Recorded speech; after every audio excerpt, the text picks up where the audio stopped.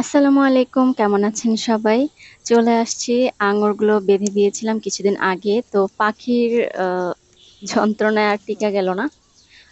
রিজিক আসলে হচ্ছে আল্লাহর একটা দান। তো এখানে আমরা প্রায় 11 থেকে 12টা থোকা আঙুরের বেঁধেছিলাম, সেখান থেকে আমরা কয়টা থোকা আজকে পাই সেটাই দেখা যাক।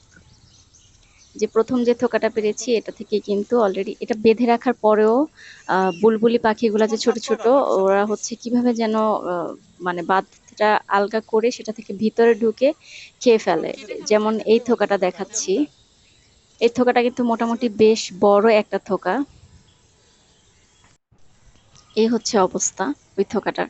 এটা কিন্তু মোটামুটি অনেক বড় একটা থোকা ছিল, বাট খেয়ে এখানে আঙুর আছে 2 থেকে 3টা, 2টা আঙুর আছে আর মোটামুটি সবগুলি খেয়ে ফেলেছে। এরপরে বাকিগুলাও দেখি। এখানে এই থোকাটা একটু মোটামুটি আছে, যে এখান থেকেও কিন্তু আগে খেয়েছে, সেগুলো আমরা অনেক আগেই ফেলে দিয়েছি যেগুলো ছিল, তো বাকি এই কয়টা আছে আর কি।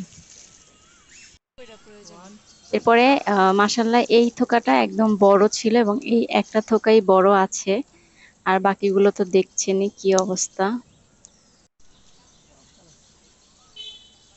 যাদের রিজিকে যেটা থাকবে তারাই সেটা পাবে, কারণ নয়তো ব্যাগ দিয়ে এত সুন্দর করে বেঁধে রাখার পরেও আঙুরগুলো কিন্তু পাখিতে খেয়ে ফেলেছে।